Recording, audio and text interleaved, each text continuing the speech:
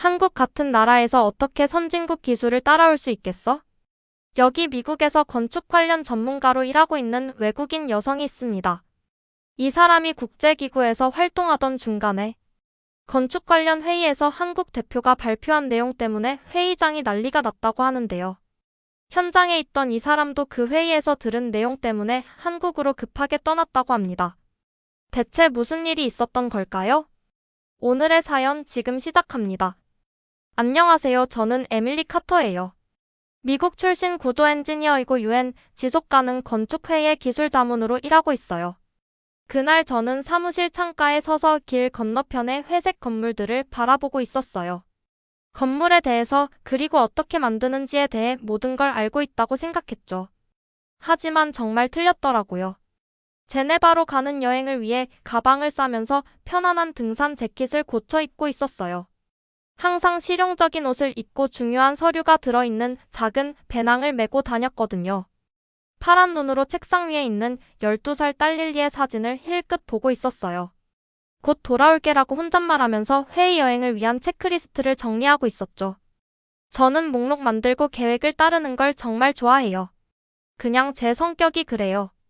사실과 논리에 근거해서 결정을 내리는 편이에요. 제가 책임지고 모든 걸 신중하게 계획하는 걸 좋아하기도 하죠. 전화기를 집어들어 동료에게 전화를 걸고 있었어요. 한국 건축은 그냥 속도만 중요시할 뿐 진짜 실력은 없어. 라고 제 강한 의견을 숨기지 않고 말했어요. 그들은 다른 나라 것만 복사하지. 이번 UN 회의는 빠르고 간단하게 끝날 거야. 제네바로 가는 여행이 쉽고 지루할 거라고 믿고 있었어요. 그들의 아이디어를 듣고 보고서를 작성하고 집에 돌아오면 될 거라고요.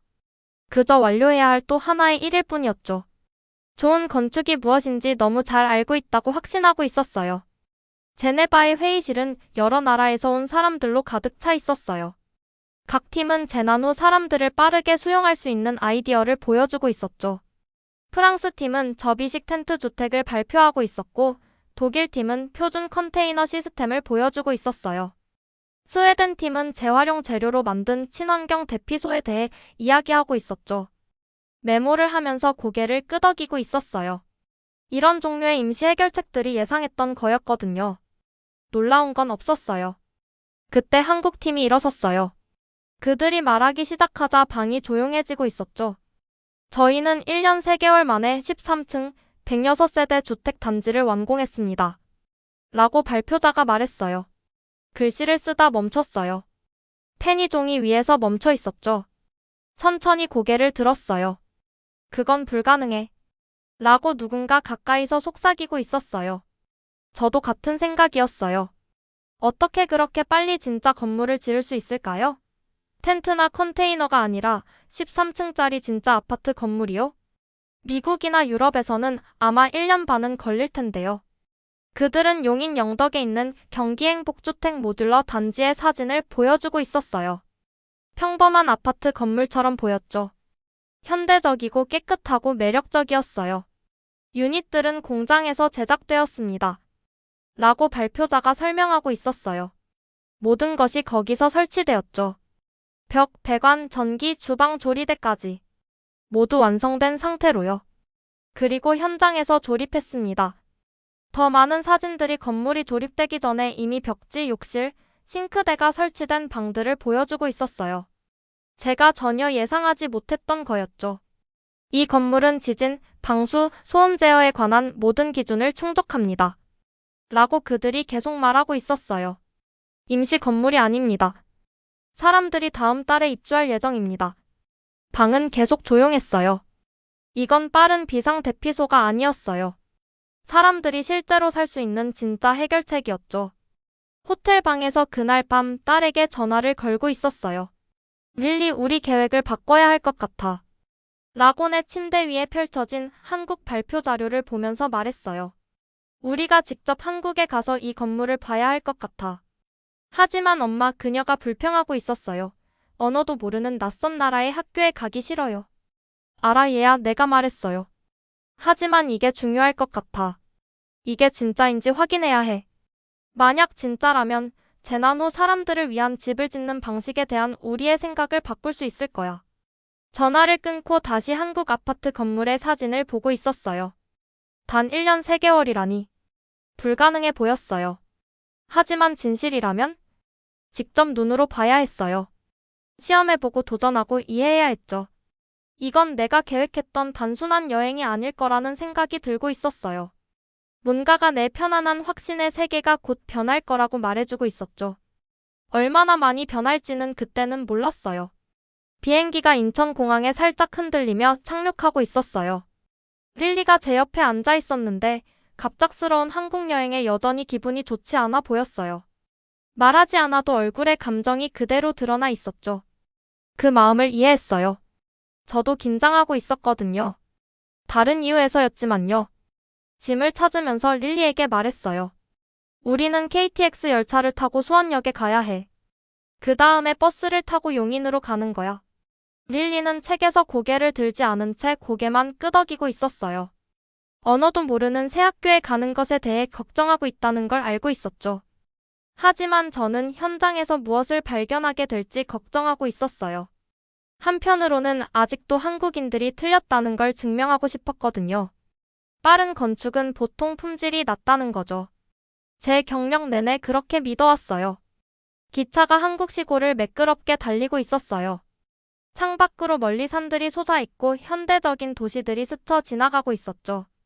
이 나라는 제가 상상했던 것과 달랐어요. 옛것과 새것, 전통과 현대가 섞여 있었죠. 마침내 기차에서 갈아탄 택시가 용인 영덕 경기행 복주택 단지 앞에 멈췄어요.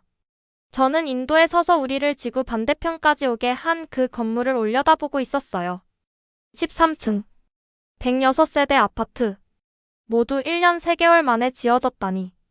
하지만 평범해 보였어요. 미국이나 유럽에서 볼 수 있는 어떤 현대식 아파트 건물과도 같았죠. 깔끔한 선, 큰 창문들, 식물이 있는 멋진 입구 공간. 얼마나 빨리 지어졌는지 알지 못했다면 특별한 점이 있다고 전혀 짐작하지 못했을 거예요.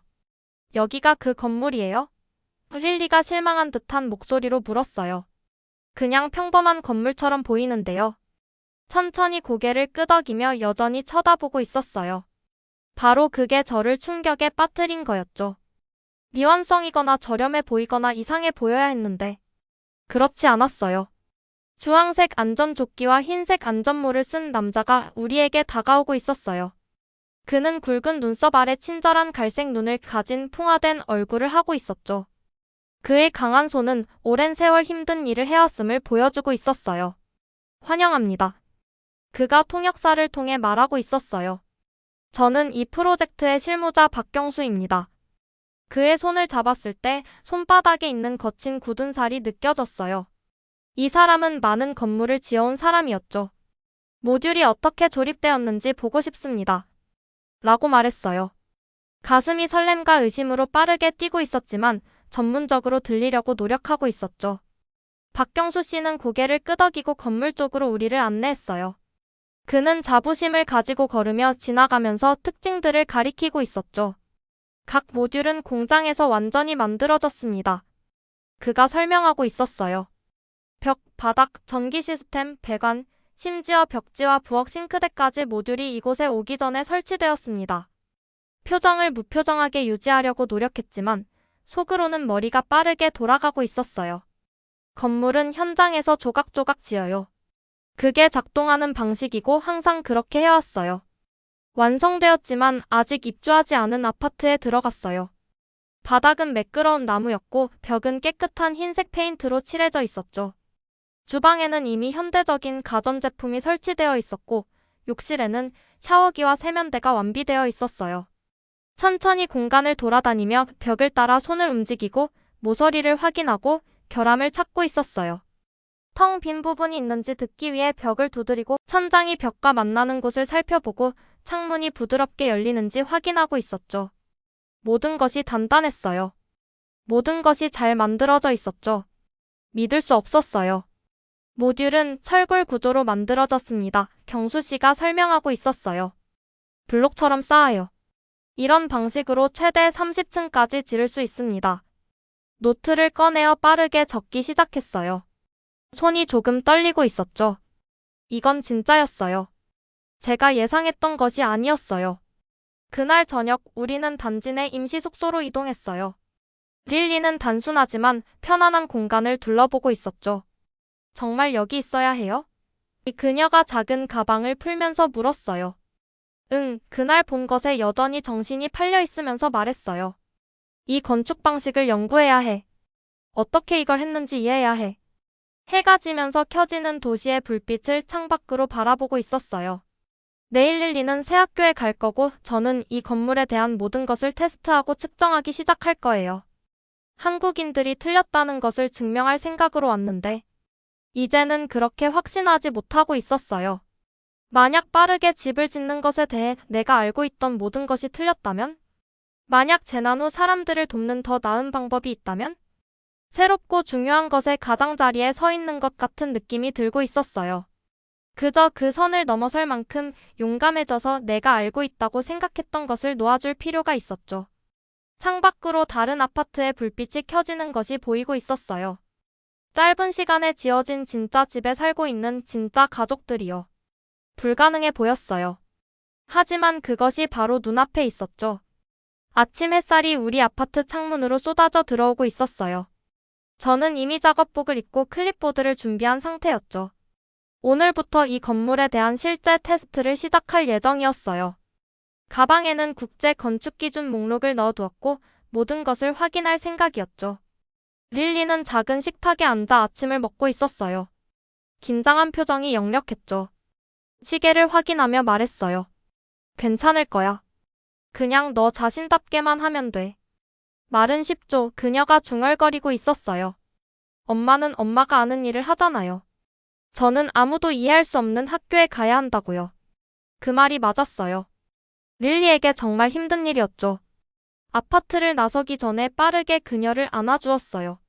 릴리를 새 학교에 데려다 준 후 건설 사무실로 걸어가고 있었어요. 짧은 머리에 안경을 쓴 젊은 여성이 입구에서 저를 기다리고 있었죠. 그녀는 흰색 안전모를 쓰고 큰 서류철을 들고 있었어요. 저는 이수진입니다. 그녀가 살짝 고개를 숙이며 말했어요. 현대 엔지니어링의 프로젝트 매니저입니다. 보고 싶으신 모든 것을 보여드리겠습니다. 수진 씨는 겨우 33살이었지만 자신감 있게 말하고 있었어요. 안경 뒤로 날카로운 검은 눈을 가지고 있었고 목적을 가지고 움직이는 모습이었죠. 저처럼 정말 체계적인 사람이라는 걸 알 수 있었어요. 본론으로 바로 들어가며 말했어요. 모듈이 만들어지는 공장을 보고 싶습니다. 수진 씨는 고개를 끄덕이고 대기 중인 차로 저를 안내했어요. 공장은 정말 거대했어요. 안에서는 큰 상자처럼 생긴 아파트 구역들 주변으로 작업자들이 움직이고 있었죠. 각 상자는 건물의 일부가 될 예정이었어요. 어떤 상자에는 이미 욕실이 설치되어 있었고 다른 것들에는 주방 조리대와 싱크대가 설치되어 있었어요. 한쪽 구역에서는 작업자들이 전기 배선과 파이프를 설치하고 있었고 다른 곳에서는 벽지를 바르고 창문을 설치하고 있었죠. 각 모듈은 여기서 만들어집니다. 수진 씨가 설명하고 있었어요. 공장을 떠날 때는 90% 완성된 상태예요. 건설 현장에서는 그저 모듈들을 연결하기만 하면 됩니다. 사진을 찍고 메모를 하면서 공장 바닥을 천천히 돌아보고 있었어요. 작업은 정밀했어요. 각 단계마다 검사관들이 세심하게 확인하고 있었죠. 품질 관리는 제가 미국과 유럽에서 방문했던 많은 건설 현장보다 더 좋았어요. 이제 지진 테스트를 보고 싶습니다. 말했어요. 수진 씨는 저를 모듈식 건물의 높은 모형을 만들어 놓은 테스트 시설로 데려갔어요. 그들은 지진을 시뮬레이션하기 위해 기초를 흔드는 기계를 켰어요. 모형이 흔들렸지만 부서지거나 무너지지 않았어요. 쉽게 테스트를 통과했죠. 다음으로는 아파트 사이의 방음을 테스트했어요. 제가 한 방에 서 있는 동안 작업자들이 옆방에서 시끄러운 음악을 틀었어요. 거의 들을 수 없었죠. 벽이 소리를 아주 잘 차단하고 있었어요. 소방 안전 시스템, 수도관, 전기 시스템, 난방까지 확인했어요. 모든 것이 국제 기준을 충족하거나 초과했죠. 노트에 페이지를 계속 채워나갔어요. 각 체크 표시는 이 건축 방식이 효과가 있다는 증거였어요. 오후에는 건설 현장에 대한 영상 자료를 열람했어요. 현장에서 일했던 박경수 씨가 직접 설명을 해주었어요. 영상에서 그는 크레인을 조작하며 새 건물 상층부의 모듈을 조심스럽게 들어 올리고 있었죠. 그의 움직임은 느리고 정확했어요. 이건 서두르는 작업이 아니었어요. 숙련되고 신중한 작업이었죠. 트럭으로 모듈이 도착하고 하나씩 제자리에 들어 올려지는 모습을 오랫동안 지켜보고 있었어요. 마치 거대한 퍼즐이 조립되는 것 같았어요. 하지만 이 퍼즐의 각 조각은 누군가의 미래집의 완전한 부분이었죠. 그날 오후 우리 아파트 건물의 공용 공간에서 어떤 노인분을 만났어요. 그녀는 5층에 살고 있었고 건물이 처음 문을 열었을 때 이사 왔다고 했어요. 처음에는 걱정했어요. 그녀가 제 통역사를 통해 말했어요. 그렇게 빨리 지어진 건물이라니? 위험해 보였죠. 하지만 이제 몇 달 동안 여기 살았는데 조용하고 겨울에도 따뜻해요. 이웃들도 친절하고요. 우리는 음식과 이야기를 나누고 있어요. 그녀의 말을 노트북에 적었어요. 그것은 기술적인 테스트만큼이나 중요했죠. 이 집에 살고 있는 실제 사람들이 안전하고 편안함을 느끼고 있었으니까요. 릴리를 학교에서 데리러 갔을 때 그녀가 화가 나 있을 거라 예상했어요. 하지만 표정이 달라 보였어요. 어땠어? 아파트로 걸어가면서 물었어요. 힘들었어요. 그녀가 인정했어요. 하지만 아이들이 친절했어요. 옥상을 보여줬는데 거기서 산과 도시가 다 보여요. 우리는 연도 날렸어요. 그날 밤 아파트의 작은 책상에 앉아 그날의 모든 메모를 검토하고 있었어요. 이 건축 방식은 모든 테스트를 통과했어요. 공장 생산은 훌륭했고 조립은 정밀했으며 완성된 건물은 튼튼하고 편안했죠. 문제를 찾으러 왔는데 아무것도 찾을 수 없었어요. 대신 재난 후 빠르게 집이 필요한 전 세계 사람들을 도울 수 있는 해결책을 발견했죠. 경상도에서 막 모듈식 주택을 받은 산불 피해자들에 대해 생각하고 있었어요. 몇 달이나 몇 년씩 임시 대피소에서 살지 않고 단 몇 주 만에 진짜 집에 머물 수 있게 된 거죠. 내 안에서 뭔가가 변하고 있었어요. 의심이 설렘으로 바뀌고 있었죠. 이건 단지 좋은 건축 방식이 아니었어요. 우리가 사람들을 위해 집을 짓는 방식에 대한 새로운 사고방식이었죠. 브뤼셀에 있는 사무실에 전화를 걸어 다음날 화상회의를 요청했어요. 그들에게 할 말이 많았죠. 하지만 먼저 완전히 확신해야 했어요. 모든 테스트를 마치고 처음부터 끝까지 전체 과정을 봐야 했죠. 잠자리에 들 준비를 하고 있을 때 릴리가 학교에서 그린 그림을 보여주었어요. 그림에는 옥상에서 아이들이 노는 우리 아파트 건물이 그려져 있었어요. 그림 아래에는 이 집은 나를 좋아해요라고 써 있었죠. 미소 지으며 그 그림을 냉장고에 테이프로 붙였어요. 어쩌면 우리 둘 다 한국에서 예상치 못한 무언가를 발견하고 있는 것 같았어요. 노트북 앞에 앉아 브뤼셀 건축위원회와의 화상회의가 긴장되고 있었어요. 화면에서 6명의 진지한 얼굴들이 저를 바라보고 있었죠. 그들은 한국 모듈러 주택에 대한 제 보고를 기다리고 있었어요. 13층 106세대 단지가 정말로 1년 3개월 만에 지어졌습니다. 라고 제 사진과 데이터를 보여주면서 시작했어요. 모든 것을 테스트했습니다. 내진성, 방음, 화재 안전성, 수도 시스템까지요. 모두 국제 기준을 충족하거나 초과합니다. 한 위원회 위원이 앞으로 몸을 기울이고 있었어요. 그럼 그저 빨리 짓는 것에 관한 것인가요? 잠시 멈추고 지난 몇 주 동안 본 모든 것에 대해 생각하고 있었어요. 공장에서의 세심한 작업, 박경수 씨의 정밀한 크레인 조작, 건물에 살고 있는 행복한 가족들, 그리고 빠르게 형성된 공동체까지. 아니요, 단호하게 말했어요. 단지 속도에 관한 것이 아닙니다. 사람들이 가장 필요로 할 때 진짜 집을 제공하는 것에 관한 겁니다. 지금 머물고 있는 행복주택과 함께 경상도 산불 피해자들이 모듈러 주택으로 이사하는 사진을 보여주고 있었어요. 몇 달 동안 체육관 바닥이나 텐트에서 살지 않고 모든 것을 잃은 지 몇 주 만에 부엌과 욕실이 있는 제대로 된 집을 갖게 된 거였죠. 이 가족들을 위해 211채의 집이 지어지고 있습니다. 라고 설명했어요. 그들에게 필요한 모든 것이 있어요. 난방과 냉방 시스템, 주방 싱크대, 욕실, 아이들이 놀 수 있는 공간까지요. 이건 비상대피소가 아닙니다. 진짜 집이에요. 위원회 위원들이 놀란 표정을 짓고 있었어요. 그중 한 명이 물었어요. 이것들이 정말 임시 구조물인가요? 수년간 지속될 수 있습니다. 라고 대답했어요. 그리고 필요하다면 이동하거나 변경할 수도 있어요. 일부는 나중에 커뮤니티 센터나 노동자 주택이 될 수도 있고요. 아무것도 낭비되지 않습니다. 더 많은 사진과 테스트 결과를 보여주고 있었어요. 그리고 마지막에는 릴리가 그린 우리 아파트 건물 그림을 공유했어요. 그 그림에는 이 집은 나를 좋아해요 라고 적혀 있었죠. 제 딸이 새 학교에 다닌 지 단 2주 만에 이걸 썼어요. 말하고 있었어요. 그녀는 여기서 환영받는다고 느껴요. 건물 자체가 그녀를 환영한다고 느끼고 있어요. 이것은 우리가 건축에 대해 이야기할 때 종종 잊어버리는 부분이죠. 건물은 단지 기술적인 구조물이 아니에요. 사람들이 살고 공동체를 형성하는 장소죠. 위원회는 잠시 침묵하고 있었어요. 그리고 나서 의장이 말했죠. 이것은 전 세계적인 주택 위기에 대응하는 방식을 바꿀 수 있을 겁니다. 말 그대로 게임 체인저네요. 회의가 끝난 후 작은 주방 테이블에 앉아 한국에 온 이후로 일어난 모든 일에 대해 생각하고 있었어요. 좋은 건축이 무엇인지 확신하면서 도착했었는데 너무 틀렸던 거죠. 그날 저녁 릴리와 함께 우리 동네를 산책하고 있었어요. 벚나무가 꽃을 피우기 시작하고 있었는데 도시를 배경으로 분홍색 꽃들이 열리고 있었죠. 엄마, 우리 곧 미국으로 돌아가요? 릴리가 물었어요. 그녀를 내려다보면서 우리가 여기 있는 동안 그녀가 얼마나 변했는지 보고 있었어요. 더 자신감 있어 보였어요. 언어 장벽에도 불구하고 친구를 사귀었고 제가 예상했던 것보다 새로운 장소에 더 잘 적응했죠. 우리가 더 오래 머물면 어떨까? 조심스럽게 물었어요. 릴리가 걸음을 멈추고 눈을 크게 뜨고 나를 올려다보고 있었어요. 정말요?